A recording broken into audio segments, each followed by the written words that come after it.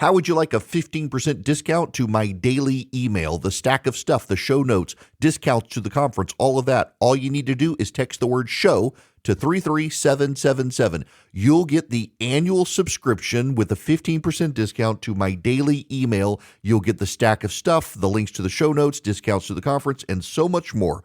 All you have to do is text the word show, SHOW, to 33777. Text show to 33777.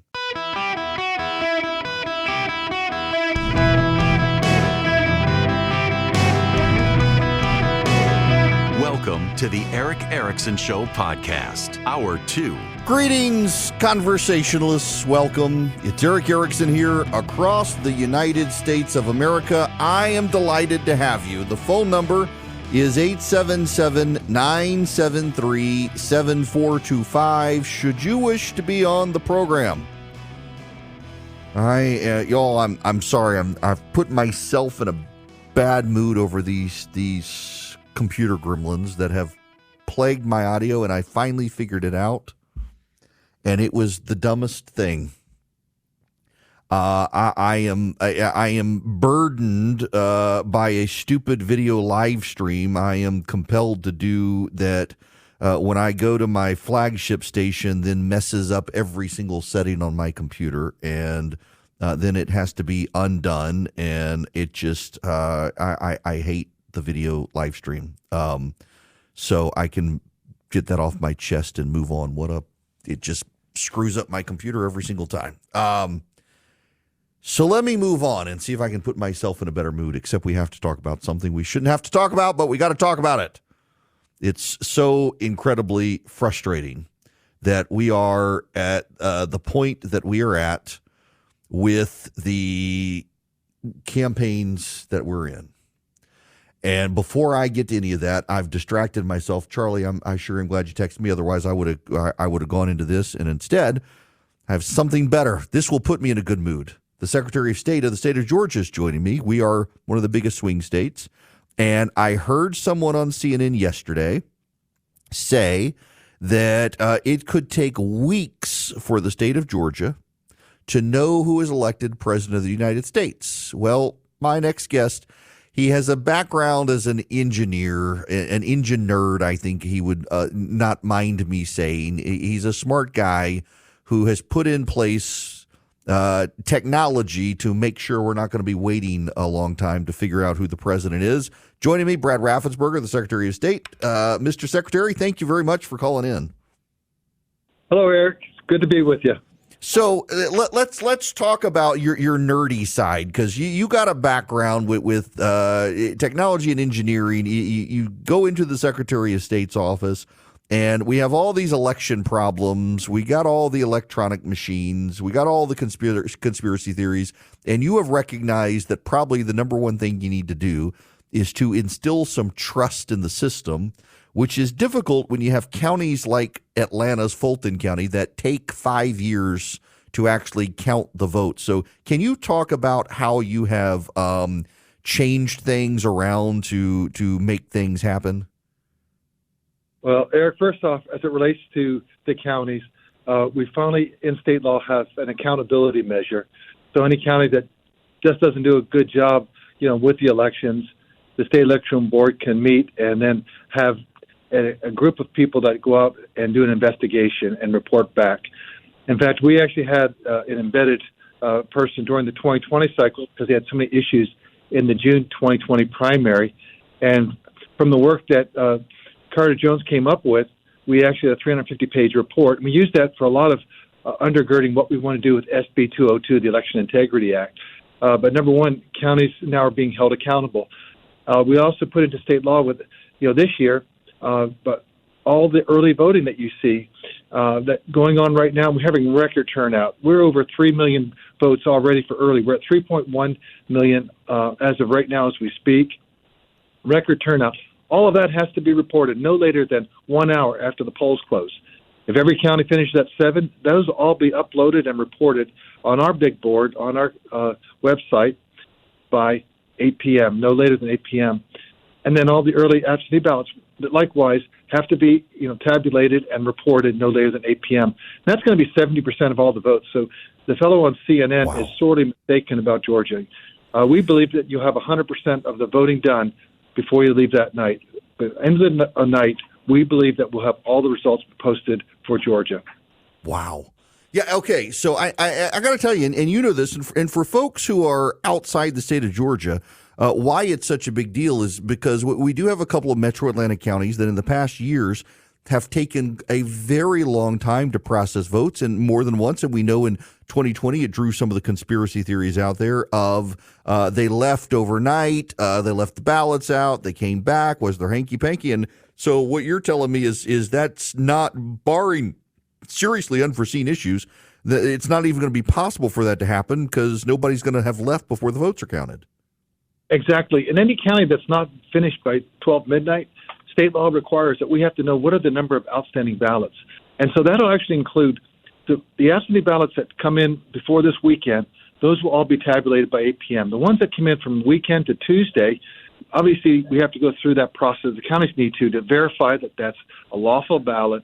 Then they have to go ahead and separate the ballot from the envelope, and that process, that takes time. But we have to know how many of those potential absentee ballots you have in the hopper that could be counted at a later date. Likewise, for the overseas military ballots, the UOCAVA ballots, we know that we sent out about 24,000 ballots to overseas voters. We've gotten back about 10,000. We'll get higher totals coming up to Tuesday. But we'll know how many more of those we have outstanding. All that has to be reported no later than 12 p.m., plus any of this voting that happened on Tuesday. If for some reason the county's not done, how many more do you have left to go? So there won't be any, quote, those ballot dumps that people are concerned about.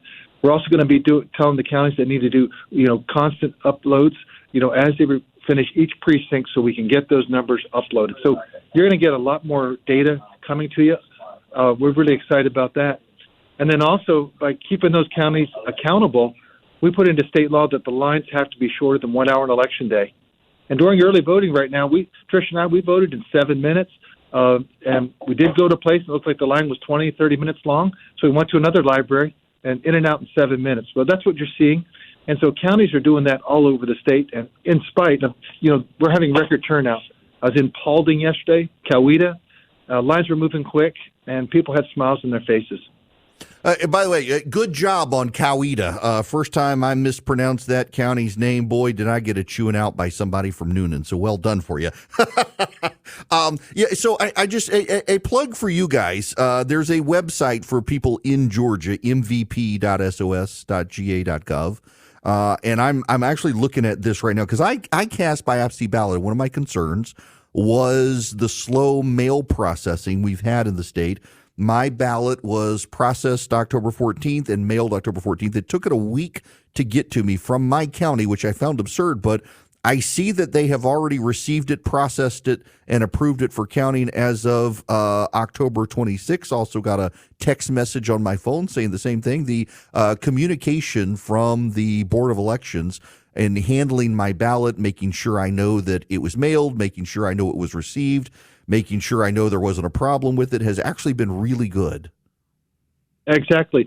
Well, in Georgia, we've partnered with it's an app called Ballot Scout, so you can track your absentee ballot through that whole process like you did, and we think that's fantastic.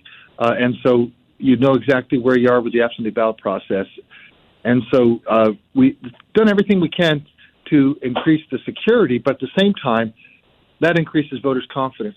We now have in Georgia, we're only one of 5 states, we have voter ID for absentee voting. We actually modeled it after Minnesota, who did this first, but Minnesota, Nebraska, and Kansas, you were using driver's license numbers, and that's what we've modeled, our law here, and so we have now photo ID for all forms of voting. We treat voters the same no matter how they vote, but it looks like 65% of all Georgians want to vote early, about 5% are going to vote absentee, and the other 30% will be coming out here on Election Day.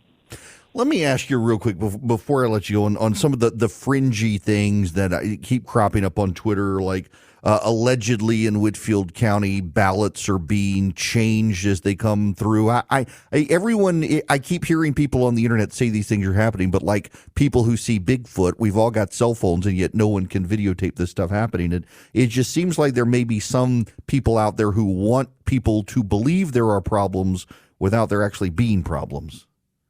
Well, one vote would be too many. Just remember, Stacey Abrams, she's the queen of election denial myths, and so she said that after she lost by 55,000 votes in 2018, she said the machines were flipping votes. No truth to that. There was no truth to what happened in Whitfield County, but one would have been too much. But what it really was is sometimes when you press one button, it doesn't really work. And I know with my F-150, I think I'm pressing one radio station. I think I've got, one country western song. It doesn't hit, so I hit another button, and it doesn't take. And that's kind of what happened there. So they've got her another ballot, and nothing happened. She's able to cast her ballot. And we tell everyone, check your paper ballot before you put it through the scanner. And she did. And that's when she noticed that, I didn't press that. And so she was, a little bit concerned. But then the election director tried to explain. Unfortunately, it got blown up out of proportion by some people that, just kind of like to peddle conspiracies. But I can't do anything about that. User error, and suddenly it's your fault. But also I want to be kind, because sometimes we all make mistakes. But we have, systems in place and teams in place to make sure that people can cast the correct ballot. So you seem to sound very confident that barring an election that's like in the one side wins by 100 votes or so statewide, that we should have a pretty good idea of where this race ends up by midnight after the election. Is that what I'm hearing? That's what you're hearing. And you're right about that. It all gets back to the margin. If it's actually a 1,000 vote difference, well, we're still going to be waiting for those overseas ballots. And right now there's 10,000 of those that haven't come in from overseas. And they have till Friday because of federal law. They don't have to be until the end of the day of Friday. So those are the kind of things that you just don't know what will be the delta. But yes, if it's 50,000, I think you're pretty much going to know, because I think we won't have enough outstanding absentee ballots that haven't been scanned, enough of the UOCAVA ballots. But all of that we'll be reporting, transparent, open process, and all that's actually listed on the Election Data Hub, too. That's on the sos.ga.gov website. I'm looking at it right now, so I can look at it in real time that we've had 3,119,104 people that have voted early, and we could actually then look at the absentees. We sent out 341,000 of those things, and already we've accepted 203,000. So I guess another 140,000 people need to get their absentee ballots back in, because we'd like to get those scanned and get those reported by 8 p.m. on election night. Now, let me just ask you, last thing here is we're seeing a trend where in 2020 in the runoff, North Georgia, the early voting seemed to be down. And there seems to be a great deal of turnout in some of those counties that were skeptical in 2020 and even 2022, really. So how do you interpret, as Secretary of State, this increase in people showing up for early voting in these North Georgia counties? Well, I think Towns may be number one right now, but our three North Georgia counties in the Northeast, touching the Tennessee line, 58.6% of all active voters have voted, 64.9% and 58.5%. And so really, I think both campaigns have embraced early voting. And obviously, we know that county probably favors one political party than the other. Not being political about that, but we know that's just a 90-10 Republican area. But obviously, both sides were seeing that. But strong turnout, and we're excited for voters. They have trust the process, and that's a good thing. Yeah, well, look, I got to tell you, the follow-up process for me as a voter in this state, to be able to know when my ballot was sent to me, to know when they received it and when they approved it for processing, it's really been a useful, reassuring process that I know my vote was received and that I didn't screw up the ballot, so they'll actually count it. And being able to go online and see all the data around the state is really remarkable. So thanks for everything you guys have done to invest in the integrity of the system. Well, thank you. It's easy to vote, hard to cheat.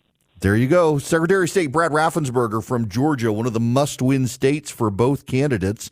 3,146,379 ballots have been accepted by the state of Georgia, and unlike prior years, those early votes will be processed on Election Day, and they will have to be to the Secretary of State's office by 8 p.m. So of the 3 million plus votes cast out of, and just for perspective here, the state of Georgia has a total of just over 7 million active voters.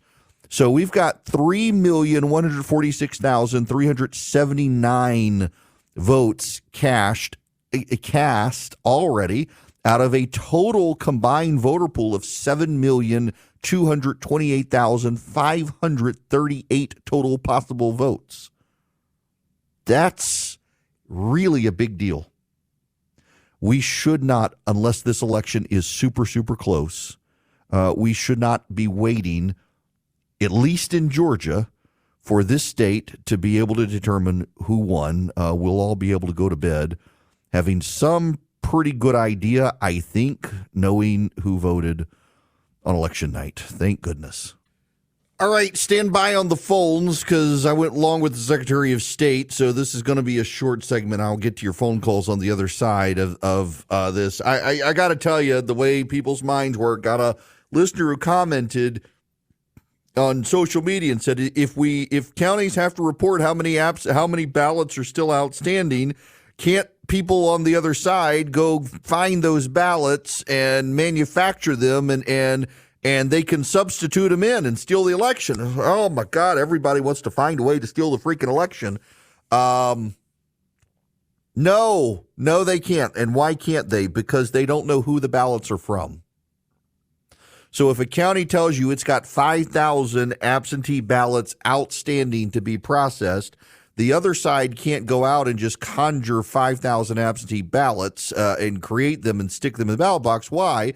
Because every ballot, the reason they're outstanding is because they got to verify names and information. So if you just come in with a bunch of ballots and stick them in the box, well, they got to be in the absentee envelopes, and they can't be pulled from the absentee envelopes until they process the outside information.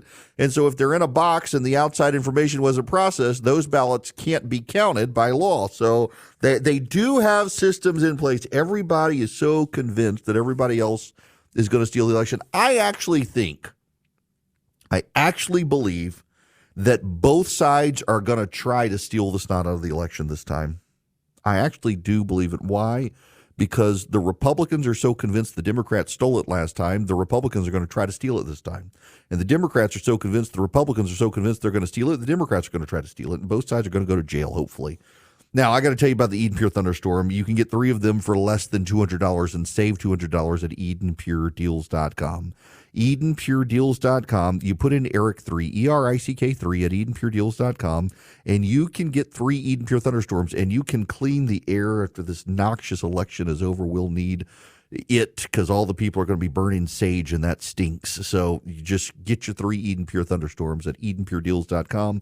The discount code is ERIC3, ERICK3. They wipe out odors. They generate ions, or they generate ozone that latches onto odor-causing ions, and it neutralizes the ions, so your nose can't detect the smell, which means the smell is eliminated. You go to EdenPureDeals.com. You put in Eric3. You can get 3 of them, save $200, get them for less than $200, 1 for upstairs, 1 for downstairs, 1 for your basement. Your travel bag. You can plug it up with the USB. You can plug it into the wall. EdenPureDeals.com, discount code ERIC3.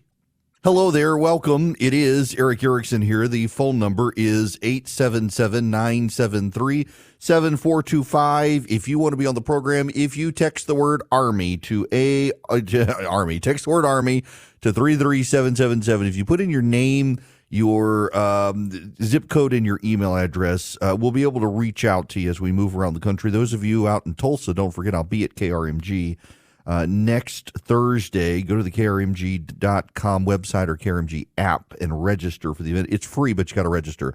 On the texting Army to 33777 thing, once you've done it and you're in the system, that link that I sent you is also your elected officials portal. So if you're into the system, for example, anytime you text Army to 33777 and you click the link back, you'll be able to see who your elected officials are. Your members of the Senate, your congressman, your state representative, your state legislator, your governor, and your local county and city officials with their contact info. So if you ever need to call your city councilman or your county commissioner and yell at them, well, I'll give you their phone number. All you do is text Army to 33777. If they're in the database, I got you connected. There are some parts of the country where it's not complete, but most parts of the country, it's pretty thorough.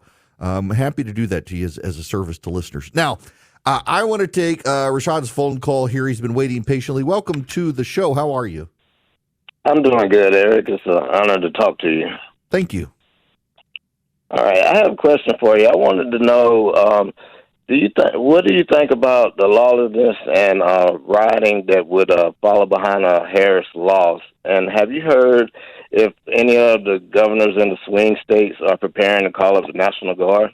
Oh, that's a great question. Yes, as a matter of fact. I actually am legitimately concerned about what happens if Kamala Harris loses. For policy-wise, it's great, but on election night. There's a story that has now made national news out in Vancouver, Washington. A absentee ballot drop box was exploded with an incendiary device. Absentee ballots were burned up, and people left Free Gaza stickers around the crime scene. Police say they have no idea what the motive was for the ballot box being burned. So you got a bunch of Free Gaza paraphernalia around after it's firebombed. They're like, we have no idea why anyone would do this. I can tell you why. I'm worried. There's a group of Antifa activists in the Atlanta, Georgia area, the Democratic Socialists of America kids.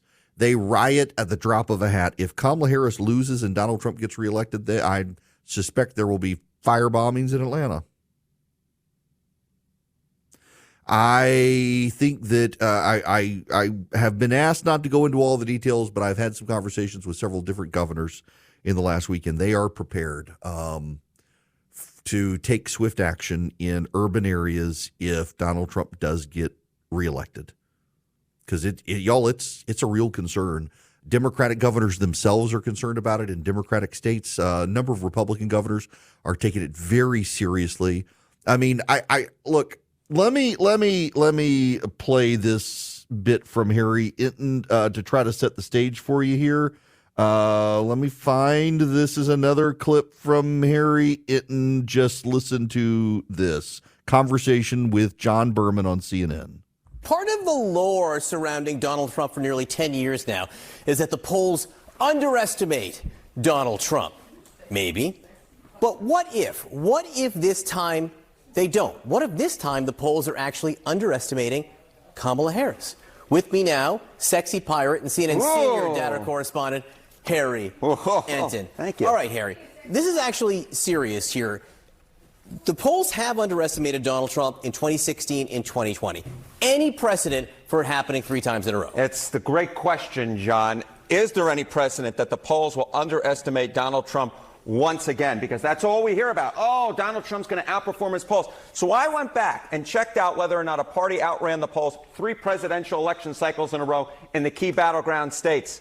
It's never happened. It's never happened. 0 times since 1972. So if the polls are going to underestimate Donald Trump once again, that would be historically unprecedented. Now, maybe you want to make the argument that Donald Trump himself is historically unprecedented, but what normally happens is the pollsters catch on, hey, we're underestimating, we're not taking into account some part of the electorate. They make adjustments, and I think that helps to explain why we have never seen that the same party has been underestimated 3 times in a row in presidential elections, at least over the last 52 years. And Harry, you're seeing other evidence here that a polling miss, as we'll call it, wouldn't necessarily even benefit Trump as much this time. Yeah. So, if we went back to 2020, right, all the polls, Pennsylvania, Wisconsin, Michigan, those 3 key Great Lake battleground states, they favored Trump by a wide margin. But there was this group of pollsters that actually had Trump out ahead. And indeed, Donald Trump's best polls in 2020 were 8 points better than the poll averages in those states. So there was this idea, this universe, hey, maybe the averages are really underestimating Donald Trump.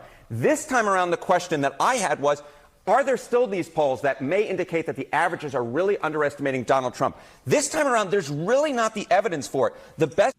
Now, he says that, and then he raises the question of maybe, just maybe, there's some level of Kamala Harris estimation. Maybe that's the case here. 22. And what do we see in 2022 in Michigan, Pennsylvania, and Wisconsin? Well, it turns out that the average poll in those states actually underestimated Democrats by 4 points. It underestimated Democrats by 4 points. And I want to apply that to the electoral map, because if it turns out that the polls underestimate Donald Trump, or underestimated the Democrats, like they did in 2022, what happens? Well, Kamala Harris wins a sweep because she wins all these Great Lake battleground states. She wins down in the Southeast, and she wins down in the Southwest, and she gets to 319 electoral votes. The bottom line is this, dear audience and Mr. Berman. I think a lot of folks are sort of counting in that Donald Trump will, in fact, be underestimated by the polls. But when I'm looking at the evidence, I think you got to hold on a second. Maybe that'll happen. Maybe it'll happen. But I think that there are folks who are underestimating the idea that maybe Kamala Harris will be underestimated by the polls. Listen, I don't dispute what Harry Inton says. He's a very smart guy. There's a problem, though. He's looking at 22. This is what Democrats are doing right now. Democrats are saying, look at what happened in 2022 compared to now. There's not, however, a Democrat or Republican strategist who will tell you to do that unless they're spinning you. Here's why. I went to campaign management school. I didn't just go to law school. I hadn't just gone to seminary. I literally went to school to learn how to run political campaigns.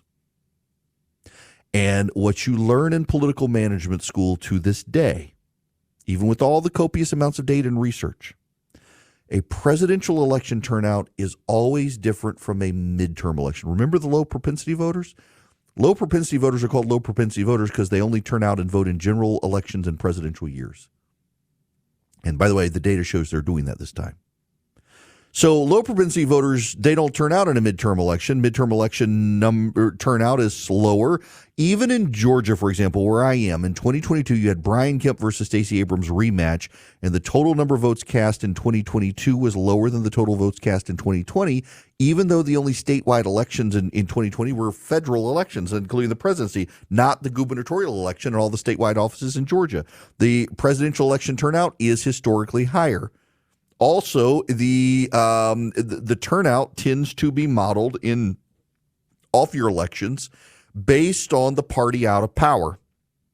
The reason Kamala Harris and the Democratic strength was undercounted in 2022 is the historic modeling of an out of a midterm election is the party outside the White House tends to turn out more, and so they missed it. The New York Times Siena College poll was one of the few that didn't. The New York Times Siena College polling right now has a tied race between Harris and Trump. Now, the New York Times Siena College polling, you should know, during presidential election years is not as good as it is in midterm elections. Why? Well, we have to go from Harry Inton at CNN to Nate Cohen at New York Times, who oversees the New York Times polling. And he points out that a presidential election is based on the passionate support of two individuals, not the passionate support of parties. And so the turnout modeling is different. And so the result is that if Trump was undercounted in 2016 and 2020, you can't go to 2022 and say maybe Harris is going to be undercounted now, because a midterm model and a presidential model are completely different model electorates. And I have a sneaking suspicion Donald Trump is still undercounted, even if not undercounted as much as it has been. Why? Because Donald Trump supporters are the ones called Nazis.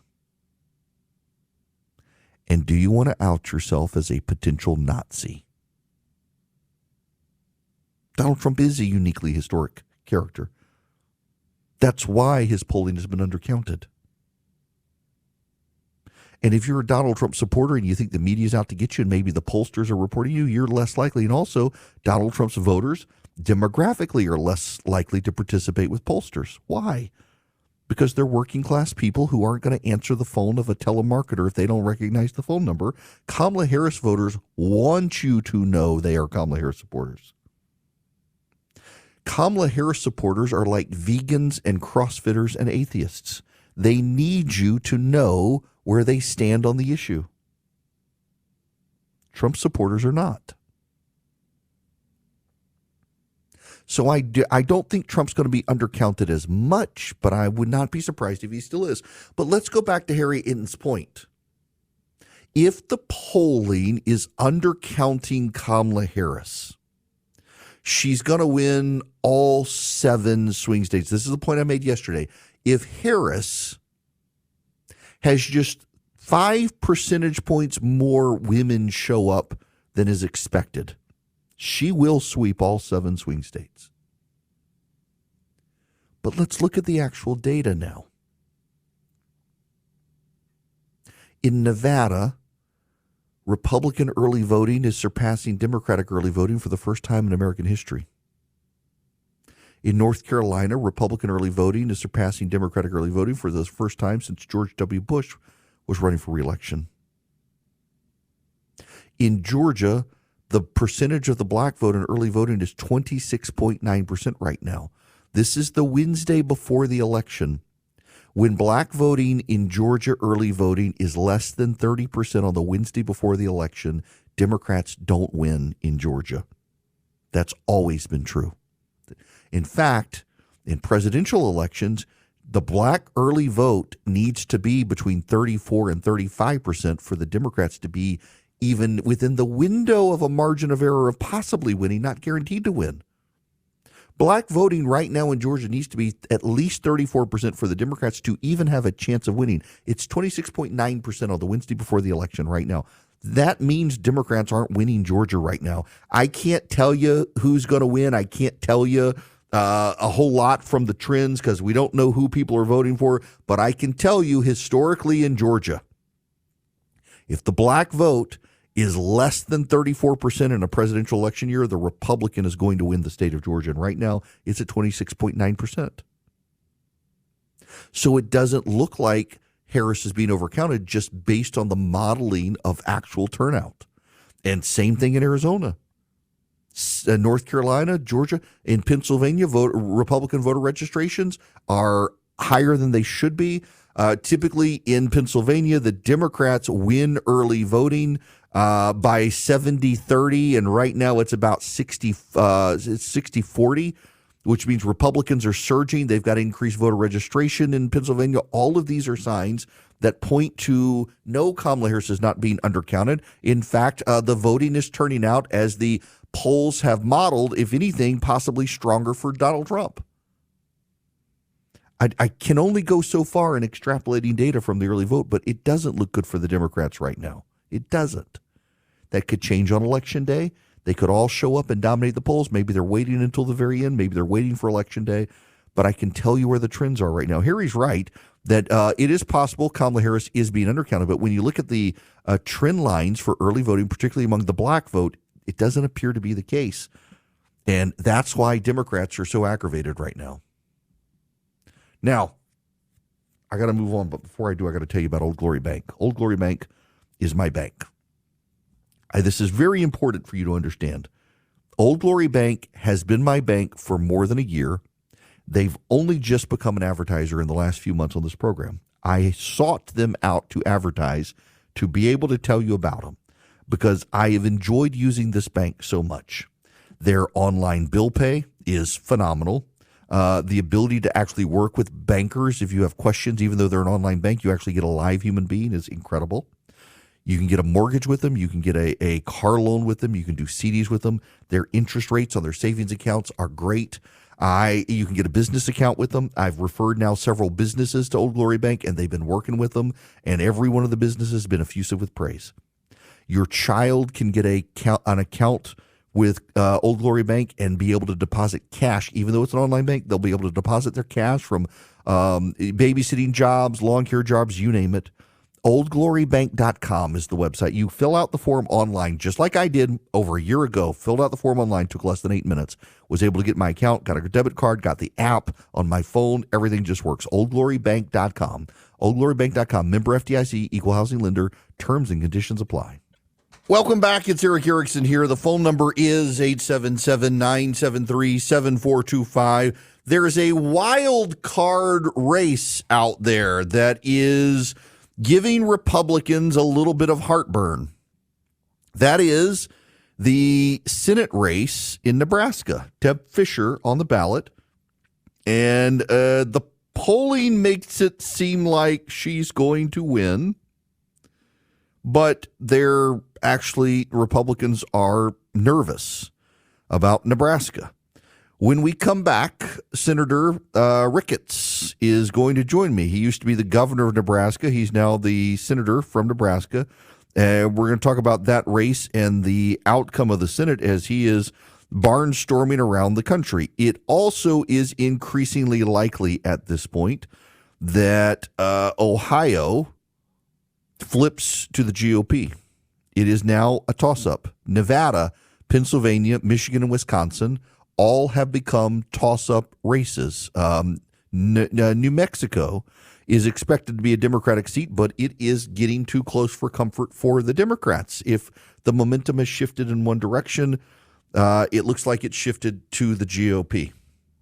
We'll get there with Senator Pete Ricketts when we come back. Right now, though, one of my pet peeves in life these days, traveling as much as I do, is when Delta calls for people who need extra time boarding.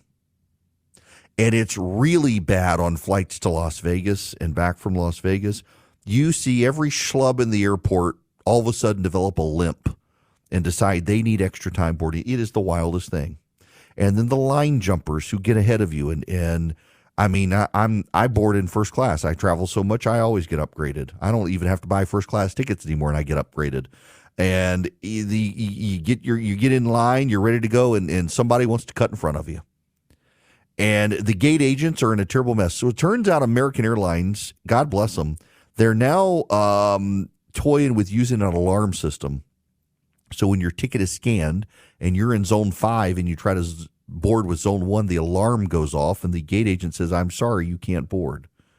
I personally think they need to crack down on the early boarding stuff.